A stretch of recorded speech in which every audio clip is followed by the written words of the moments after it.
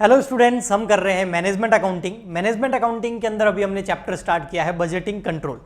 Budgeting control का ये lecture number 2 है। फर्स्ट लेक्चर के अंदर मैंने आपको बजटिंग और बजटिंग कंट्रोल क्या होता है उसके बारे में डिटेल में बताया था। आज के इस लेक्चर के अंदर हम टाइप्स ऑफ बजट के बारे में समझेंगे कि कौन कौन से एक बिजनेस के अंदर बजट होते हैं। तो टाइप्स ऑफ बजट, तो टाइप्स ऑफ बजट के अंदर कुछ बजट्स मैं आज आपको इस लेक्चर में बताने वाला हूं, कुछ बजट्स हम अगले लेक्चर में समझेंगे।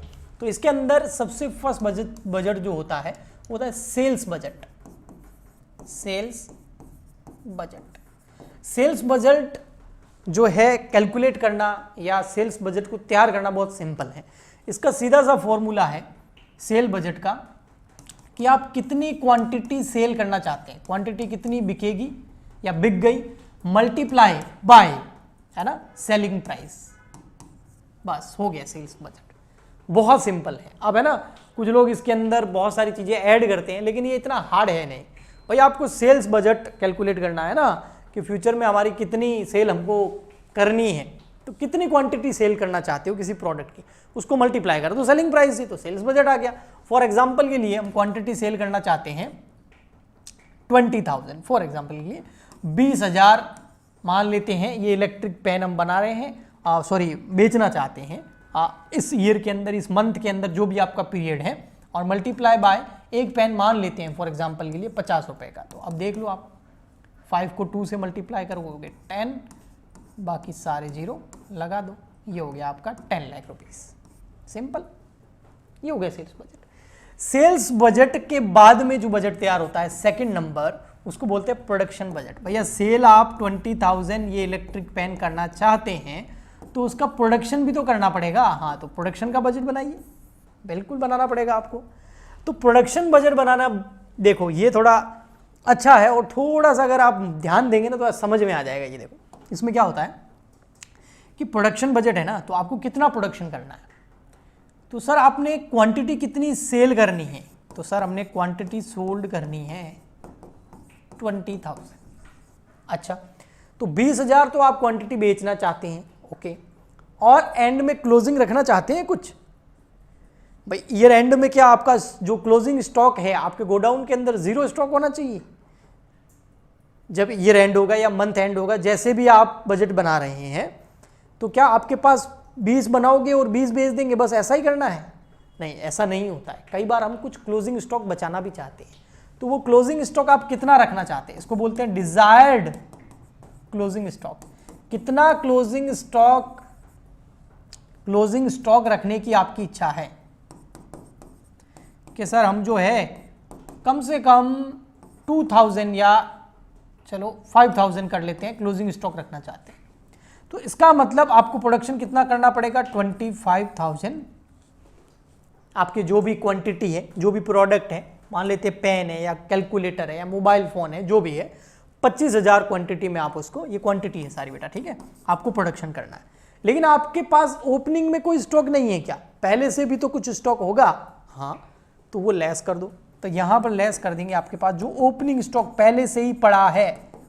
ओपनिंग स्टॉक मान लेते हैं पहले से ही 3,000 का ओपनिंग स्टॉक पड़ा है, तो इसका मतलब आपको प्रोडक्शन कितने का करना है, 22,000 क्वांटिटी का या यूनिट्स का, जो भी है। ये है आपका प्रोडक्शन बजट। इतना प्रोडक्शन करना है, इतनी क्वांटिटी का प्रोडक्शन करना है। अब प्रोडक्शन बजट के बाद में अगला जो बजट आता है आपका, वो आता है raw material. Yes, raw material consumption budget, third number, raw material consumption budget. Yes, देखो ये अब इससे रिलेटेड है रॉ मटेरियल कंजम्पशन बजट। कैसे कि आप प्रोडक्शन कितना करना चाहते हैं। रॉ मटेरियल कंजम्पशन बजट का बिल्कुल सीधा फॉर्मूला है, प्रोडक्शन करना जो चाहते हैं, जो प्रोडक्शन बजट से क्वांटिटी आई है वो ले लो, मल्टीप्लाई कर दो raw material RMPU per unit. भाई आप टोटल प्रोडक्शन कितना करना चाहते हैं, इस बार फैक्ट्री से कितना सामान बनेगा इस साल, 22,000 का। अच्छा 22,000 का क्यों बनेगा यूनिट, वो आपको पता है ना कि 20,000 बेचेंगे, 5,000 हमारे पास एंड में रहनी चाहिए, तो हो गई 25, 3 पहले से पड़ी है तो 22,000 बनानी है। ओके, तो 22,000 और एक जो यूनिट है वो है, मान लेते हैं फॉर एग्जाम्पल के लिए लगेगा 5 kg, 5 किलो पर यूनिट। तो अब देखो आपका कितना हो गया, कितने रॉ मटेरियल को आप कंज्यूम करेंगे इस बार। तो यहाँ पर 0 0 0, 5 को 2 से करेंगे तो 10 हो गया, 1 5 और 10 और ये 11, यानी कि 1,10,000 अब यूनिट बोलो आपको या क्वांटिटी जो भी है, आपको इतने रॉ मटेरियल का कंजम्पशन होगा, 1,10,000 यूनिट या केजी। ठीक है, यहाँ पर मैंने केजी लिया है तो ये केजी में आएगा, यूनिट में नहीं आएगा, मैंने किलो में लिया है। 5 किलो पर यूनिट लगता है, तो 22,000 यूनिट बनाने में 1,10,000 किलो का रॉ मटेरियल लगेगा। एक यूनिट बनाने में 5 किलो लगता है, तो 2 यूनिट बनाने में 10 किलो, तो 22,000 यूनिट अगर हमको बनानी है किसी गुड्स की, किसी प्रोडक्ट की, तो हमारा टोटल 1,10,000 किलो का रॉ मटेरियल का कंजम्पशन होगा। अच्छा, ये तो कंजम्पशन आ गया। ठीक है, अब आता है अगला raw material purchase budget. Yes, कि रॉ मटेरियल कितना खरीदना है भैया, वो भी तो बताओ। तो 4th नंबर आता है हमारा रॉ मटेरियल परचेज बजट। कोई बोलेगा sir raw material purchase budget क्या निकालना, वो तो सिंपल है, 1,10,000 किलो खरीदना है। नहीं बेटा, ऐसा नहीं होता है। रॉ मटेरियल कंजम्पशन कितना होना है, रॉ मटेरियल कंजम्पशन होना है 1,10,000। अच्छा, इसका मतलब क्या हुआ, 1,10,000 किलो रॉ मटेरियल आप खरीदोगे और उसके बाद में आपका स्टॉक जीरो हो जाएगा। नहीं सर, हम कुछ हमारे क्लोजिंग स्टॉक में भी रखना चाहते हैं, तो इसका मतलब आपको 1,10,000 तो कंजम्पशन वाला खरीदना है, और क्लोजिंग स्टॉक जो डिजायर्ड क्लोजिंग स्टॉक जिसको हम बोलते हैं, जो हमारे फिनिश गुड्स में भी था और रॉ मटेरियल में भी होगा, डिजायर्ड क्लोजिंग स्टॉक। मान लेते हैं फॉर एग्जाम्पल के लिए हम 20,000 का डिजायर्ड क्लोजिंग स्टॉक रखना चाहते हैं, तो इसका मतलब हमको टोटल रॉ मटेरियल कितना खरीदना पड़ेगा, 1,30,000। लेकिन रुको रुको रुको रुको, हमारे पास कुछ ओपनिंग में पड़ा है, जो पिछले साल क्लोजिंग था इस साल का ओपनिंग हो गया, तो कुछ ओपनिंग रॉ मटेरियल पड़ा है, opening stock of raw material पड़ा है, ये भी closing stock of raw material है। ठीक है, तो वो कितना पड़ा है भाई साहब, हमारे पास वो 30,000 का पहले से ही पड़ा है। ओके, तो इसका मतलब आपको परचेज कितना करना है, 1 लाख kg का परचेज करना है। तो ये हो गया purchase of raw material, 1 lakh kg का आपको रॉ मटेरियल परचेज करना है। ठीक है, तो आप कंफ्यूज मत होना, यहां पर जो चारों मैंने बताया ना एक दूसरे से रिलेटेड है। एक बार मैं वापस बता देता हूं, हमको जो फिनिश गुड्स बेचना है वो कितना बेचना है, ये फिनिश गुड्स है बेटा। ठीक है, FG लिख देता हूं, वो 20,000 यूनिट बेचना है, और एक कितने की यूनिट, 50 रुपए उसकी सेलिंग प्राइस है, तो हमारे पास टोटल 10 लाख रुपए का हमारा सेल्स बजट हो गया। ठीक है, लेकिन बेचने के लिए पहले प्रोडक्शन तो करना पड़ेगा, फिनिश गुड्स बनानी पड़ेगी। हाँ, बनानी पड़ेगी। तो कितनी बनाए, कितनी क्वांटिटी बनाए, कि सर जितनी बेच रहे उतनी बना दो, ऐसा नहीं होता है। इसमें क्या होता है, जितनी बना रहे हैं वो तो ये रही 20,000। ओके, कुछ तो क्लोजिंग में भी तो रखनी होगी 5,000, तो टोटल कितनी बनाए, 25 नहीं, पहले 3 बनी हुई पड़ी है, मैन्युफैक्चर हो रखी है पहले से, ओपनिंग स्टॉक पड़ा है, तो हमको टोटल 22,000 फिनिश गुड्स का प्रोडक्शन करना पड़ेगा। ये केजी नहीं है, यहाँ यूनिट कर देते हैं। ठीक है, फिनिश गुड्स यूनिट में ले लेते हैं हम, केजी में हमने रॉ मटेरियल ले लिया, तो ये फिनिश गुड्स जो है वो हमको 22,000 यूनिट का फिनिश गुड्स जो है वो हमको प्रोडक्ट उसका प्रोडक्शन करना पड़ेगा। ठीक है, ओके, ठीक है, लेकिन इसमें कितने रॉ मटेरियल की जरूरत पड़ेगी, रॉ मटेरियल कंजम्पशन, क्योंकि फिनिश गुड्स बनाते हैं तो रॉ मटेरियल लगता है। ओके, जैसे इसमें रॉ मटेरियल क्या है, प्लास्टिक हो गया वगैरह, ये सब रॉ मटेरियल है।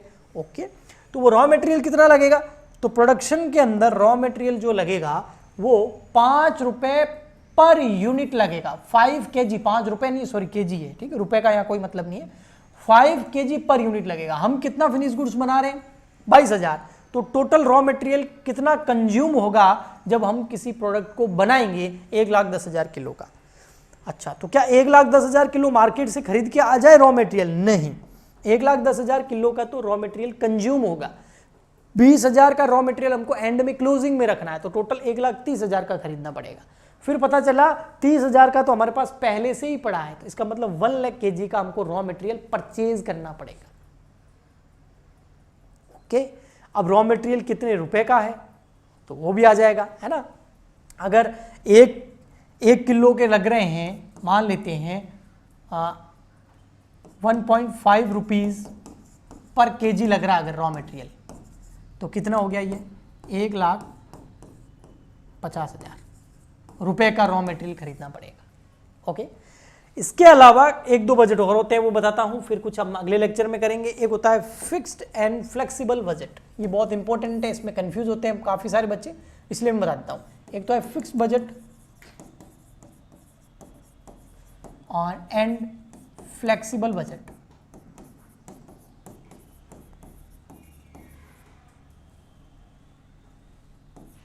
ठीक है, जो फिक्स बजट होता है ना, उसमें यूटिलाइजेशन ऑफ कैपेसिटी जो है, यूटिलाइजेशन ऑफ कैपेसिटी, किसकी यूटिलाइजेशन ऑफ कैपेसिटी? रिसोर्सेज की, मशीन की,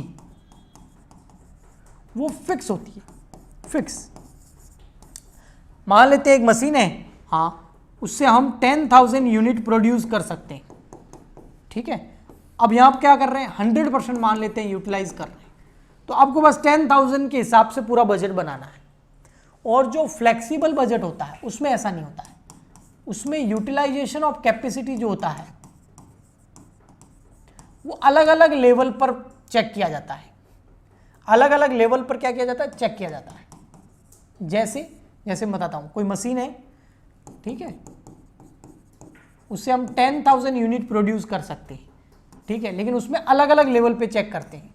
सबसे पहले चेक कर लिया भैया 70% अगर प्रोडक्शन करे तो 10,000 का 10,000 मान लेते हैं 100% यूटिलाइजेशन कैपेसिटी है कि मशीन को पूरा यूज़ करेंगे तो 10,000 यूनिट बन जाएगी। तो 70% यूज़ करेंगे तो 7,000, अगर मैं 80% यूज़ करूँ तो 8,000, अगर मैं 90% यूज़ करूँ तो 9,000, और अगर मैं पूरा 100% उस मशीन को यूज़ करूँ तो कितना प्रोडक्शन होगा, 10,000 यूनिट्स।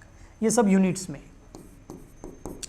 फिर इस हिसाब से उनकी जो है कॉस्ट वगैरह निकाल के जो है बजट तैयार किया जाता है, इसको बोलते हैं फ्लेक्सिबल बजट। और सिर्फ एक ही भाई 10,000 या 7,000 8,000 एक ही, 100% या 80 70 कोई एक चूज कर लिया, इन सबको नहीं कंपेयर करना है, वो फिक्स बजट होता है। आई होप आपको समझ में आया होगा। नेक्स्ट लेक्चर में कुछ बजट और करेंगे, और कुछ डाउट हो तो नीचे कमेंट कर सकते हैं। मिलते हैं नेक्स्ट लेक्चर में, आज के लिए इतना ही, तब तक के लिए goodbye and thank you.